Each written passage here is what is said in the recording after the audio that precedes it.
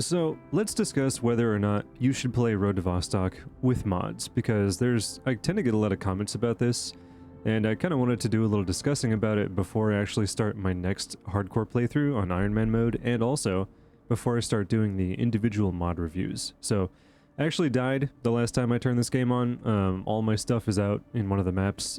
I can't remember exactly where I died.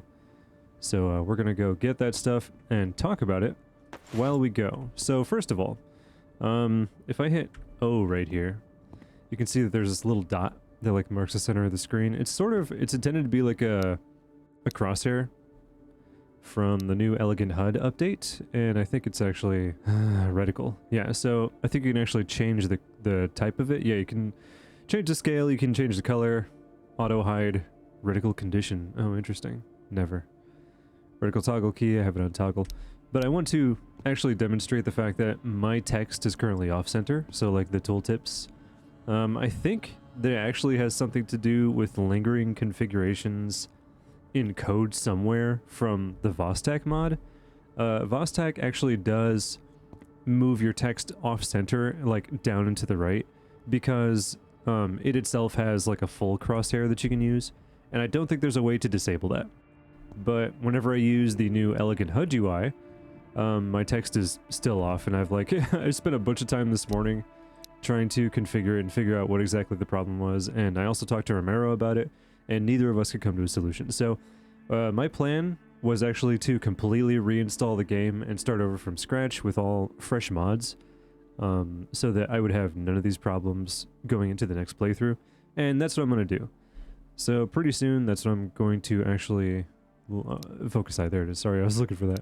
Every time since I updated the MCM, I actually have to rebind, for some reason, the hotkey. And also it won't work until I leave the shelter or like an area and then come back in. I don't know why. Actually, maybe it resets as soon as I leave one area. So like in the next spot, it will actually function. Let's try. And it does. Okay, I don't know why. There's like a state change that it's looking for there. It has to be toggled somehow. Whatever. So, should you play Road to Vostok with mods? I think that actually right now, we'll cut to the chase, I think that right now in this build of the early access version of the game is the perfect time, not being able to see all that well into the future about how the game is going to be. I think now is the perfect time to mod the game. If you weren't all that interested in it, but you wanted to see like what things might be like with the mods as opposed to how things are in this first build of the early access game, I think that now is just the perfect opportunity.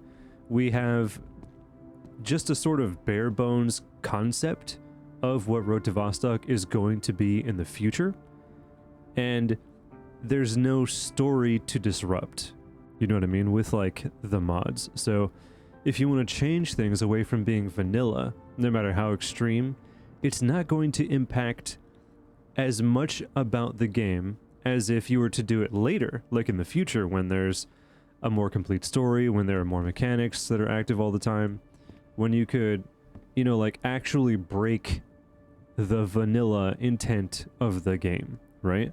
Right now, we sort of have this sort of like sandbox. I've talked about this before.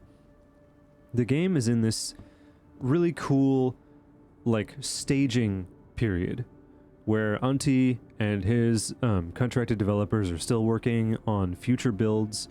We're gonna get like big huge features. Sorry, I'm like talking with my hands so I'm not like actually playing the game. I should be arming myself to go back out, and I'm not gonna take this either. We're just gonna take some simple weapons to go get my stuff back. Yes, so they're currently still working on all the biggest like aspects of the game that are going to come. And I mean, like, it's going to get pretty intense. If you've looked at the roadmap, if you've seen my previous videos when I talk about it, you can see that it's going to get pretty wild. Like, we're going to get some really big, in-depth features that will add a lot more in terms of content and mechanics to the game. So right now, since we really only have, like, the events, which are just a really simple, like, schedule for certain things in raids to happen, I mean, like, there's nothing to disrupt, you know? Like, we've got these beginning stage features to the game where in the vanilla version there still aren't even ballistics, you know? Like, there's not even bullet physics yet, and like all the guns are still totally hit scan, and like explosions are still exactly the way in the demo. We don't have dynamic seasons, I don't think, at the moment, but all of that is going to change. We'll have new NPCs, we're going to have like an AI overhaul. In fact, there was just a post that Auntie made in the Road to Vostok Discord server talking about how they're actually going to be executing that AI overhaul, and it has a lot to do with optimization right now, which is great. I'm really glad to hear about that. Obviously, we want the game to continue to be really well optimized. It's really actually really good right now, but it could always be better, especially if like plans are indeed to make things much more intensive in the future. The more bots that we have in each map, the more complex behaviors they have, the more potential they have to like interact with the environment and everything, the more it's going to impact performance. And like Auntie has said in the past, he wants the game to perform really, really well. So they're gonna do a lot of focusing on keeping performance as good and as strong as possible, which obviously we do all want well into the future. No matter how robust the graphics are, no matter how deep the layers of AI complexity go, we want the game to continue to run really smoothly. And I'm sure that most people do feel that way. I have seen comments talking about how certain people don't like the graphics in the game. I don't think it's a big deal. I think that if you want like really realistic, deep graphics, then there's a lot of different ways to go about getting that. Right now you can go to play one of a dozen other games in the genre that have like amazing graphics, and of course that's really only if you have a PC that's good enough to handle it in the first place. We're just gonna run it like this, I think. Yeah, just have to get my stuff back. So the more performant the game is, the better it's going to be received all around. And of course, like right now there are mods that you can use that will impact performance, but not that much. I have tried one of the AI overhaul mods, which is not the one that I'm using right now. I think it was actually Improvise AI, that I think just had a wonky configuration when I loaded into it, and like it was so intensive that I could barely run the game at like 5 FPS at school. You know what I mean? That's probably because of how many bots there were active at one time and how much they were doing while moving around the world together and stuff like that. But the one that I'm using right now is actually really performant. It runs really well. It puts each of the different bot types on all of the maps, and they're all fighting each other, but there's a faction system, and I'm going to talk about that mod in depth pretty soon, like I plan to with a lot of these mods. But I think that it highlights sort of the aspect that you can take this time to freely customize the game however you want to. There's very little consequence to doing it, and it's also not very time intensive, and it's not difficult either. So of course you don't have to mod the game. There's actually no necessity to mod the game. It's not like it's fundamentally broken and needs to be fixed in order to be enjoyed. Ooh, I actually haven't used the shotgun since I started using the ballistics mod, so that was fun. Yeah, so there's nothing that needs to be like, you know, crucially fixed in order to just make the game playable in the first place. You know what I mean? There's going to be a lot of things, because it's so, I don't know, early in development, that some people are going to be frustrated with. I don't think it's that big a deal. Oh yeah, I don't have anything to store stuff in. I'm just going to get my stuff. Man, I wish I could remember where I died. It's either, you know, it's like on this map, or it's on the school map, I guess, because like, I don't know, we're gonna find it though. Oops, that's not at me. That's just like two bots fighting over there up the hill. So if you see the mods, right? If you go to Mod Workshop and you look around, you see like a mod that you want to try. If you've seen my videos and there's like something, even one just of my big list, right? Even one of the mods that you want to try, it's a great idea. You might as well, you know what I mean? Just like install the mod loader, install the mod configuration menu. It's really easy. It doesn't take much time at all. I put up a guide video about it. And also, my Patreon supporters have the written version of that guide too. So it's like all transcribed in text. and you can just read it and follow it freely. It won't take very long. It's easy to maintain.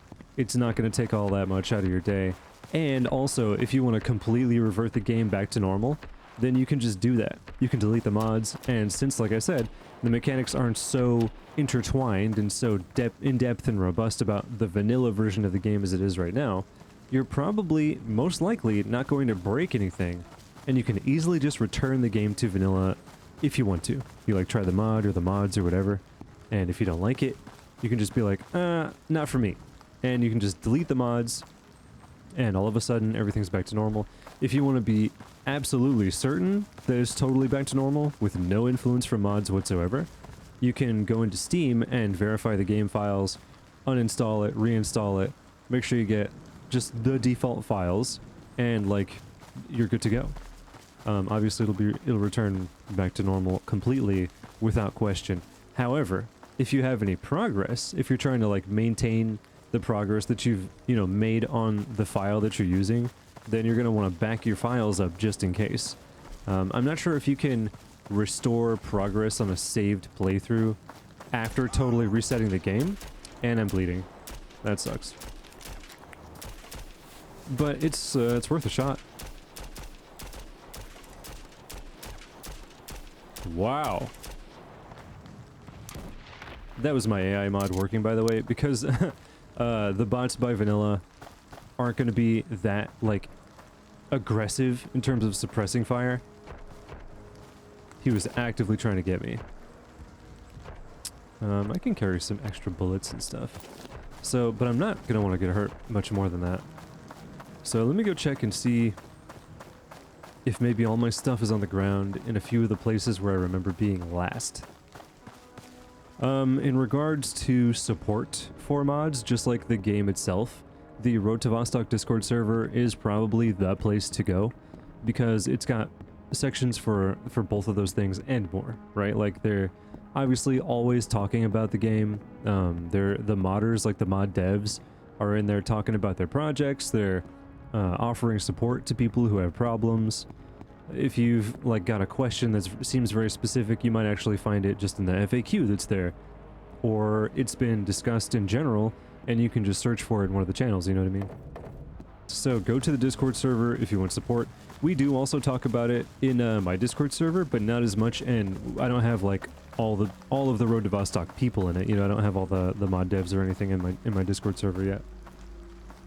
And it's just really easy to tune into the Road to Vostok Discord server, take a look around the channels, and like see what they're talking about. I think like every new mod that gets created gets like a post, so like it'll create a message automatically in one of the channels. And obviously there's the mod support channel, which is very helpful. And I mean, the community's been pretty friendly so far. Like they're all super approachable. Just like also looking on the mod workshop website itself, you can find comments on each of the mods. And there tends to be a lot of conversation around support in those too. So like, if you think you're having a problem with one specific mod, you should go back to that mod page and check the comments to see if anybody else is having that problem. More often than not, developers will respond to questions and comments. So it is plenty worth it to check that out, and I would definitely encourage you to do that. In general, though, I think like I was alluding to in what I was actually saying before, I do think that it's very much worth it to go ahead and try the mods. So if you're totally new to Road to Vostok, right? If you have not played the demo, if you're new to the early access version, then yeah, spend some time, like spend some days, spend some weeks playing the vanilla version so you get, like what's going on, so you have an idea of what we're sort of used to by now, like all the regular players and what you're in for. And just like with other games, you're going to get a better idea of what could change and what you might want to change or include or add or subtract about the game using the mods. And, it's a simple process to do that. You can install a mod, you can uninstall a mod and be like, I didn't like that one, but I like this one, I'm going to keep that mod, etc. And it's just really easy to keep track of. Like if you want to be super granular about it, you can do like I do and just create like a list that you can manage as you go, and then it makes it a little bit easier to suss out problems. So like if there's some sort of mysterious issue that you can't figure out that could be 1 or 2 or 3 or even more mods, then you can go down the list, uninstall them one by one, see like what's still there, what you need to get rid of, and it just sort of makes that whole troubleshooting process easier. And it'll be well worth it. I think whatever you can do to make it easier on yourself, it's just going to feel much less taxing. Because I know a lot of people out there really are averse to even trying to mod video games because it seems complicated. And do not get me wrong, there are some games out there who have like really complex modding practices. This is not one of them. I encourage you to watch my mod guide video. I demonstrate exactly how to install the core features and how to install mods and stuff like that. It's not hard. It doesn't take long. You won't regret it, basically, is what I'm saying. There have been some cases of profiles breaking where people like lose their progress and stuff, but ow. hang on, I'm trying to explain something. Don't shoot me. There's really not much to lose. Ouch. Despite how, yes, there is progress in terms of like shelter unlocks and also just gear and like loot that you found to lose if you die. I mean, obviously in the permadeath zones too. Like if you die in the permadeath zone, everything gets totally reset. But like, there isn't like a story active, you know, like there aren't trees and tiers of unlocks. There's no skills, of course, unless you mod them into the game, that you can lose out on. No EXP to lose out on if everything is lost. Functionally, I think that if you're into this style of game, you should probably be okay with losing all of your progress and starting over from time to time. It's sort of just baked into the whole ecosystem of how these games function. Not necessarily, because games like Stalker, of course, do have save files and you can manage that stuff no problem. But Road to Vostok is not as robust as Stalker. Like, there's not as much to lose, there's not as much at risk. Your stakes aren't that high. So if you were to lose anything, or like everything, if your save was to be bricked and just totally lost, then you should be alright just starting over completely anew. Like a totally fresh save, start over again and be like, well, I know what I have to do, I know where I have to go. The game isn't gonna like add new, harder places, you're not gonna like lose access to whole maps if you die or anything like that. It's really not so bad. Eventually, certainly by the time we get the second build of the game, you know what I mean? You're going to get your progress back because your diligence in playing or whatever will get you back to the place where you were before, to like the same amount of stuff and unlocks and loot and stuff that you had before. And I just hear the gunsmith talking through the hill again, which is always a big problem for me. Okay, I haven't found all my stuff over here, so maybe it is at the school. I'll go check out there. I don't think I was anywhere else. I don't think I was in the apartments or anything, because I was in the midst of testing mods when I died. So it's gotta be near to the last shelter I was at, which was obviously the bunker. So let's just go over to the school and check over there. I bet I'll find it. If you have any questions specifically about how I like to play, or if you want to know anything about like my actual configurations for the files or anything, just let me know. If you feel like it would make the whole process more approachable for you to like see exactly what settings I use or what settings other people use and stuff like that, just leave a comment. Like, leave a comment on my video or somebody else's video. Come see us on Discord. I would imagine that most of us are totally fine with sharing that stuff. It's really not that big a deal. It's not hard. I can just, like, all the configurable things are right here in this menu. So there aren't like, it's not like SPT where there's sub-menus. There's like specific things for like, you have to like hit one of the F number keys to like pull up the window that configures the AI behavior and stuff like that. No, it's not that complicated. And in fact, as you might have seen in a comment on my mod guide video, I think it was, or maybe it was my day 50 video, I can't remember exactly right now, but we're pretty soon gonna get the ability to export in like a text file or something like that, all of the configurations for our mods to share. So you could just look at it, import it, whatever. You know what I mean? So that you can have the exact configuration of someone else that you think you like and that you want to sort of build off of as a template. That's going to be awesome. I think that a lot of people are going to benefit from that, especially new players. And of course, it's really not going to be all that hard just to like start up your own configuration anyway. Odds are when you first get started, you're probably not going to encounter a whole lot. Oh, would you hear that? There's a helicopter crash over there. Odds are when you get started modding, you're probably not going to see a whole lot about the configurations that you want to change right away. You're probably going to get a little swept up in just how different things are. You're going to be like hyper fixated on how one of the mods changes the game, and you're going to be like, oh, I love this feature, or oh, I hate this feature. How can I change this feature? In that process, right, like as you go, you will figure out what you want to change and how you want to make your configuration different. You can do all sorts of things.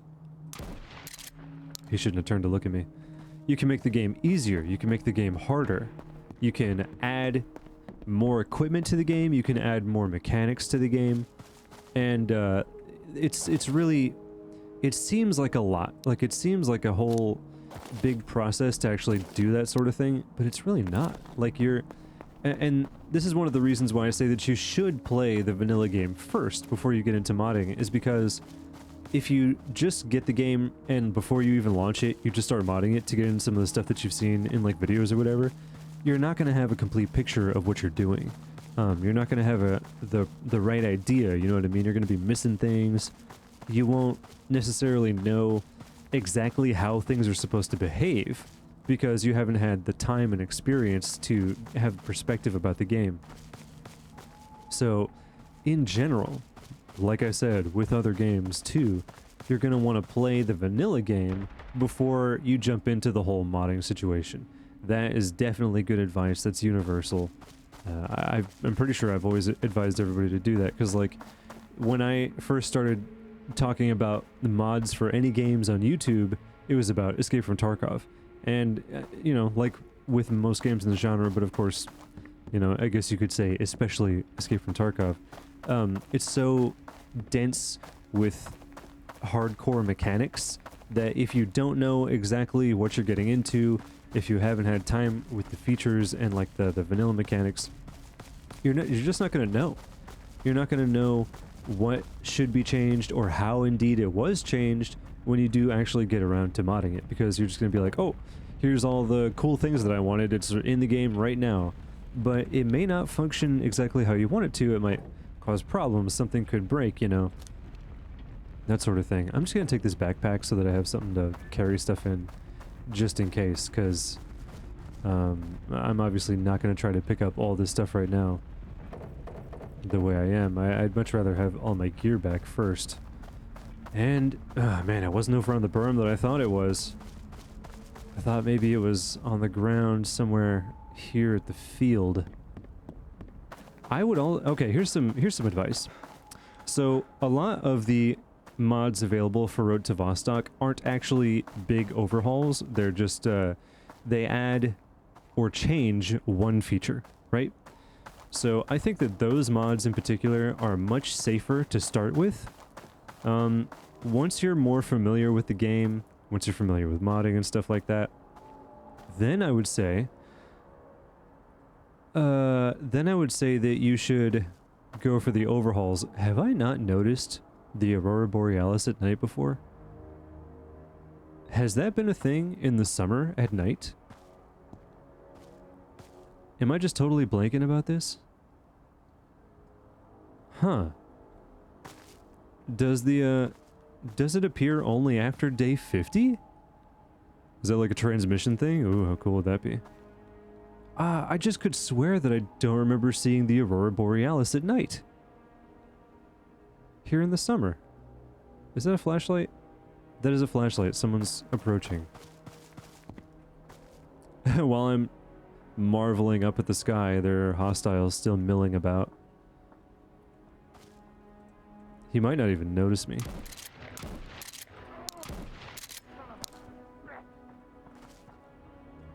Did he back off, I think? Oh, he's going over the berm, yeah. Alright, I chased him off because he got hit. Yeah, sorry, I just like... Just like had a moment with the Borealis there. Okay, so whoops. Maybe it's not over here. Dang it, man! I can't believe I forgot where I dumped all my stuff. I want to say it is out in the open. It could even be back out in the village. Who knows? But yes, like I was saying, oh, I found it. It was right here in the doorway. I found all my stuff. Okay. Okay. I don't want to be disturbed when I do this, so I'm going to clear the school really quickly while I talk about this a little bit more. So yeah, do not start with the overhaul mods unless you know that that's what you want. You've had some time with the game. The mods like Vostok, for example, mods like anything that changes the way that medicine behaves, like healing items and stuff like that. Also like mods that are essentially mod packs that are like combined features from other mods, and then over time sort of became big overhauls on their own, like Oldman's mod and stuff like that.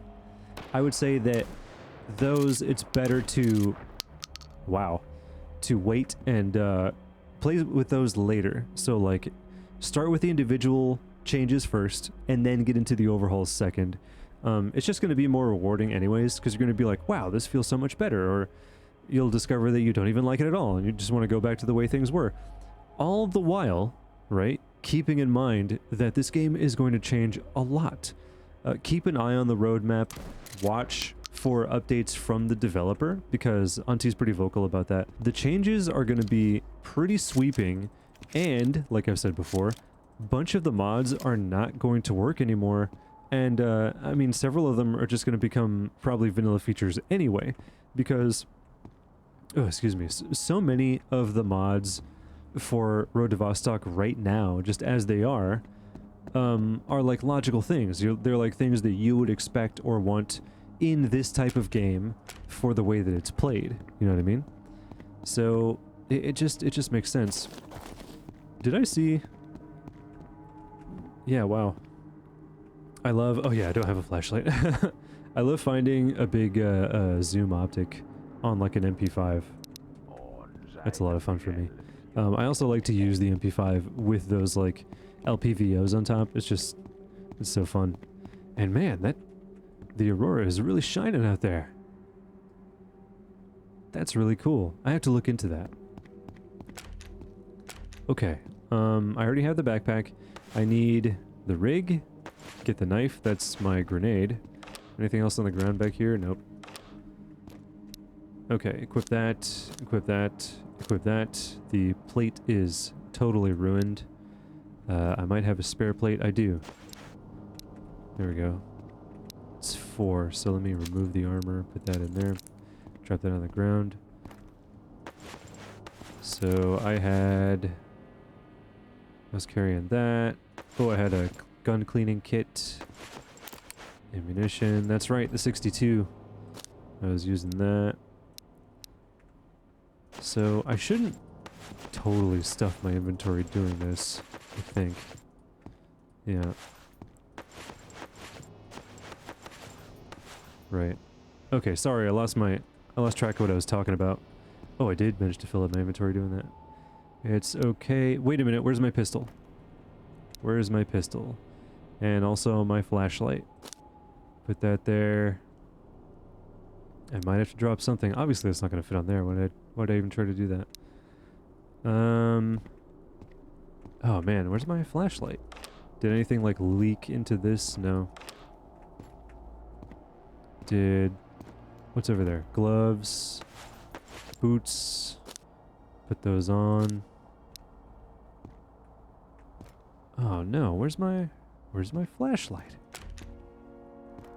Oh yeah. It's like it just exploded off of me in each of the directions, so there should still be something else over here. There's my tactical map and my alarm clock. Oh god, I have to like, it doesn't even help if I do that. Cassette player, more matches, yes. Cassette player, alarm clock.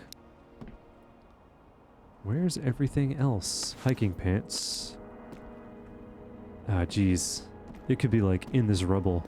Yep, okay, I've looked and looked and I can't find my flashlight. or whatever else would have been left. It's probably between these two like sheets of metal.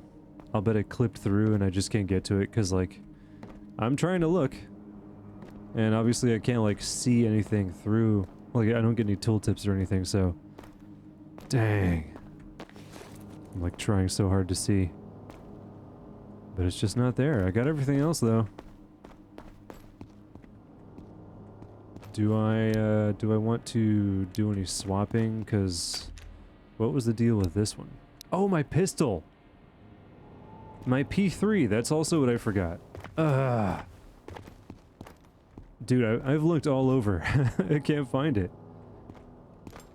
You know what? I'm just gonna tell myself that that's immersive because maybe somebody came by and picked up some of the stuff and then got chased away by somebody else who had a gun and yeah, it's just gone now. Ah, that sucks. You know what, game? You're fortunate in that I still have another P3 and a suppressor back home. In my shelter. My bunker shelter. Okay, well, at least I did that. So, let me take a look around here. Yeah, I guess I should just go. Oh, you know what? The helicopter crash. I'll go get that and then make my way back to the bunker. So, let's review just really quickly. If you're new to Road to Vostok, if you've never played Road to Vostok before, especially if you're totally new to the genre in which, you know, like the Road to Vostok exists, then I would absolutely advise you to look into modding the game after you have spent some time with the vanilla version of it. So spend some time with it, see how it's played, gain some sort of appreciation for how it works and everything like that, get an idea for what you like and don't like about the features, and then go into some simple mods. Get some mods that like change one thing about the game or add one thing. I would imagine that a first mod for many is actually going to be something like Gimme Shelter, which can prevent your stats from falling while you're safely in the shelters. That's something that bugs everybody. So like you want to be totally safe when you're in your shelter, spend all the time you want in there without going hungry, without dying, etc. That's a really safe first option. And man, that guy's really driving me insane. My hydration's about to totally expire. Then, after you've got more of an idea about how the game works and how the mods work and stuff like that, then you can move into the overhauls, the more in-depth mods, the mods that change more than one thing, that change the mechanics, change the way that things work inside the game, and etc. And I think that that is a good way to go. I do think that it's totally cool.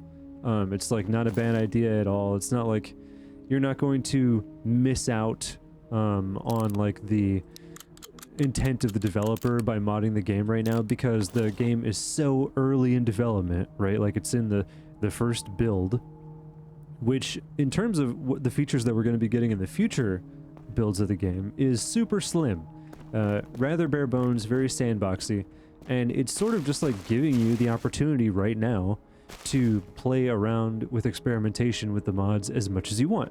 And then that's going to start all over again when we get the second build of the game, because we're going to have new mechanics. The mods are all going to change anyways. I bet a bunch of them won't be compatible regardless. So you may as well try it right now in this specific build of the game. I say that you should do that. If you don't want to, there's no pressure. I doubt that you're ever going to find somebody who's going to be like, what, you play Road to Vostok vanilla without mods? You're not even thinking about modding? Dude. Like, I don't know who's going to harass you about that, but if anyone does try it, ignore them. That does not matter. You are very much free, like with any game, right? To enjoy it however you want to. It's your video game. You can easily install the mods, uninstall the mods, change the configurations, revert it all to default whenever you want to. There's very little commitment, and it's just, you know, it's just whatever you want to do. Like, you can spend as much or as little time on it as you want to, and just sort of make the game, if it's not how you want it to be as vanilla, right? Make the game play how you want it to play, or behave more along the lines of what you do like. And that's the benefit of modding any video game. I don't think that you're ever gonna have to worry about, like, at least not now, right? Like, you're not gonna come up against this sort of, like, ethical wall with the mods where you're like, oh man, I've totally changed the game. Now it's not so much Road to Vostok as it is Halo, and I've just totally ruined the spirit of Road to Vostok, and it's not even the same game anymore. I shouldn't do this. That's not really possible, I think, with mods right now, and I certainly wouldn't worry about it too much. Let's put that right there, because then I can do this. If you do find yourself, I guess, like, reaching that point when you're like, wow, I'm like, I have runaway interest with the mods, and I'm installing every single mod that I see, and the game is all sorts of different colors and makes all sorts of different sounds, and it, like, acts like a totally different game. It's not Road to Vostok, it's Counter-Strike or whatever. Then, I mean, yeah, sure, slow it down. I imagine that before you get to that point, you would encounter problems anyway, because certain mods would conflict with each other, and it would just be like this sort of jumbled mess to begin with. But it's very easy to take a curated approach to modding this game right now. Just do what you want. Look into some of the features that you want to change. You know what? Just browse the Mod Workshop website. You know what I mean? Just, like, look at the entries for Road to Vostok on the website. See which ones interest you. Look at the instructions and stuff like that. Look at the comments. See what you might need to know about it, and then just give it a shot. And then you're either going to like it or you're not going to like it, or you're going to think that maybe you want to learn more about it. You want to look into how the mods were developed and look into the code and stuff like that. Check out how hooks are run and look into the process. Talk to other developers. See about maybe collaborating to make a new mod, or just outright making a new mod of your own and putting it on the workshop, and then sort of like going through the whole process to maintain it and update it and stuff like that, fix bugs. Maybe it's a gateway for you, you know? I just think it's really, really approachable, and it's also really safe in terms of how, I don't know, like how safe it is for your game profile, how difficult it is to just break the game outright, and also in terms of just like content, in terms of how one should or should not, if you really want to put it that way, play or enjoy this game. Whoops, I was too far ahead of him on a shot. So for me, some of the mods that I use right now for Road to Vostok have become critical to me. I really appreciate them being here in this game. So, like, for instance, what am I trying to say? For example, what my rifle is doing right now, the way that it's positioned right now, that's weapon reposition. That's one mod. That's doing things that I really like. It moves the gun farther down and gives it a bit more of a tactical stance, like a bit more of a like immersive, realistic stance, however I hold it. It doesn't take as much room on the screen when I do hold it up, etc. Another mod that I just can't live without right now is the ballistics mod. So you can, like, see the... Whoops, I'm all out of ammunition for that. You can see the tracers, right? You can see there's a bullet drop, there's bullet travel time. That is completely necessary for this genre of game for me. And even though I do like sort of like the unique feel the hit-scan weapons do give to a game like this, I just don't prefer it. So I looked into, you know, simulated ballistics, the mod that this is, and it just sounded really good, and I was like, wow, I gotta try this, and now that I've tried it, I can't go back. I do really think that it's going to become a vanilla feature on its own, so eventually we're just gonna have bullet physics in the game as it is. So, like, it'll become a vanilla feature. I won't need the mod anymore. I imagine that once we, like, actually do have the build where that's a vanilla feature, we might even see a mod that changes it, or, like, adds the ability to recolor the tracers, or add tracers just as a feature in the first place, because maybe that won't be a vanilla thing, or, like, you'll be able to tune how quickly the bullets fly, or how quickly they drop off, and stuff like that. Maybe there'll be something even more granular where you can change the bullet velocity per weapon and stuff like that, per type of ammunition, etc. It really just comes down to what you want and what you like, or even what you need, depending on like how you like to play these games. Or, and here's a really important thing, right? Accessibility. So if you have accessibility issues and you need for a game to be more, I don't know, just accessible in any way that you can possibly imagine. So, like, something that gives you more time to react in firefights, right? something that changes the colors of the game to make it more visible, or even just to change like certain things about the sound, then you can use mods to do that. If it's something that would make the game more comfortable for you to play, you know, just to begin with, right? Like, forget how difficult the game is for you, right? Like, if it's just uncomfortable to play, then you might be able to find a mod that would make it more comfortable. And accessibility is a huge thing in game modding. Even with SPT it was, because like, for example, with SPT there was a mod that allowed you to fully pause the game, and obviously Escape from Tarkov can't be paused, so, you know, SPT couldn't be paused either, but there was that mod, and it gave people who had busy home lives or like a lot of work to do and stuff like that the opportunity to just take a break, so they could like start a raid knowing that if something crazy happened, they had to go AFK for a few minutes, that it would still be going when they got back and they could just pick up where they left off, stuff like that. It's really important to a lot of people because, well, as you can imagine, we all have very different lives, and it really depends on what each individual's needs are, right? That determines what they are going to look for in modding. And I imagine that a lot of first-time modders, besides just being fascinated by the fact that there are mods and ways to like change these games in like fun and functional ways, I imagine that like these first-time modders are going to look for solutions to perceived problems. So if they have something that they struggle with in the game, they're going to find a mod that makes it easier. Like, for example, you can hear this guy running out of breath. Maybe somebody wants unlimited stamina, so they're like, I just want to be able to run. It doesn't matter, like the stamina isn't like a metric that matters to me in my immersion, so I'm just going to find a mod that gives me infinite stamina so I can keep running no matter what. That's totally doable. That's very much a thing that can happen. So yeah, man, just like look into the mods. I encourage you to do it. I think it's a great idea to mod Road to Vostok as it is right now. Give it a shot. If it seems at all interesting to you based on what you see, look through the mods and give some a try.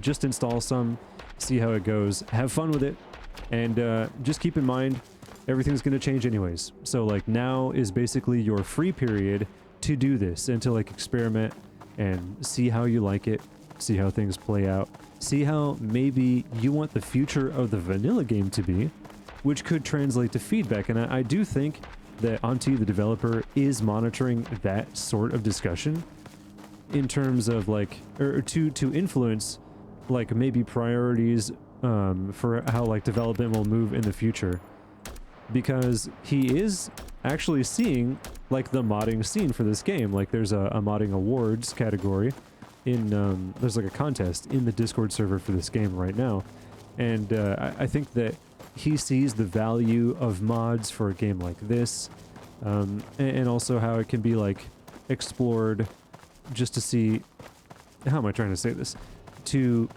figure out which direction to go, right? Like how to tweak mechanics, how to further develop the game as he and we want for it to be, because I imagine that we all have different ways of wanting, you know, the game to turn out, and there's still a lot of time to see exactly how that's going to happen, so there's no like strain about it.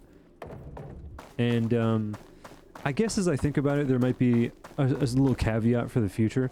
So in future builds of the game, we don't know for sure if mods will still be functional, right? So like, I was saying this earlier, like I do imagine that each of the mods that we have right now for this build just won't function when the next build comes out.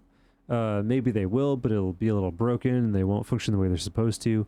But also, there are going to be new features in just like the vanilla game in general that those modded functions will likely conflict with. And they also might become redundant to the extent that we just don't need them anymore. And, you know, there'll be new mods to use instead. In that way, it's kind of a relief, because it's like, oh wow, this is just a feature of the game now. I don't have to have it in my mod list anymore. I take it out and I just enjoy the game as it is. So that's fine. Don't expect for things to remain the same for a very long time, like long into the future. And also don't expect to be able to access earlier versions of the game when newer versions have come out. So just enjoy the way it is right now, use all the mods that you want, and just see how things transform in the future. Keep in mind that you can always check updates from Auntie in his various community places, right? So like Discord, Patreon, and Twitter are where he makes his posts, and also YouTube. He's going to still be doing the devlog videos, which are extremely valuable. I can't wait for the next one. That's going to be how you can track the progress of the game, when we're going to get a new update, and what those updates will contain, at least what he tells us about them before they release, and also like at the time exactly of their release too. So that's how you're going to be able to keep up with this information. You can also see what the mod developers are doing in this the Discord server, so check that out and get an idea for how that stuff sort of works. Don't bombard them with questions. There are the proper spaces to inquire about problems that you have with the game. There's no need to spam that sort of stuff. Always check to see if someone else has had your problem first, just like with any problem on the internet. Check, like, you know, you can obviously look up specific strings of text and even just individual words on Discord to hasten that process. Also, you can do the same on Mod Workshop, the actual mod website, by looking at the mod pages and the comments that they have on those pages about the mods. So that's what you should do. And in general, I suppose my stance is clear on this. I do think that you should mod the game. I think that it's a great idea to do it. Road to Vostok itself is a great launching point for a video game. I love what it's doing in this space, and I really, really like and appreciate how Auntie is developing it. And I hope that it continues long into the future. All signs point to us indeed having this for a really long time, and that it's going to continue to be improved and updated over the years that we have it. So I think it's going to turn out great. I think things are going to get even better. I also think that the mods are going to get better. So just stay hopeful, stay happy. And if you have any specific questions, you can let me know. You can ask me here on YouTube or on Discord, wherever you can find me. If I know about it or if I can point you in the right direction, I'll help you out. I've obviously been very interested in the mods for this game for a while now. I used to mod the demo, and then I took a stretch to just play the vanilla game after early access came out, and then I started with the mods for early access, and that's what I'm doing pretty much full time now. I only ever play the game modded, and I'm not currently planning to play vanilla again until the next build of the game. So we're just going to be covering how like the game goes with mods for a long time. I'm going to be doing individual mod video reviews and stuff like that, and discussing them more and adding more information to my mod page, or my mod list page rather, which is linked in the description of this video if you want to see all the things that I use. Okay, my voice is starting to give out because my allergies are absolutely killing me. Thanks for listening. Let me know how this goes for you. Hopefully you are enjoying the game and the mods. Have fun. Reach out with questions if you need them. Go to the places for support if you need that. And I will see you very soon with my next video. Take care.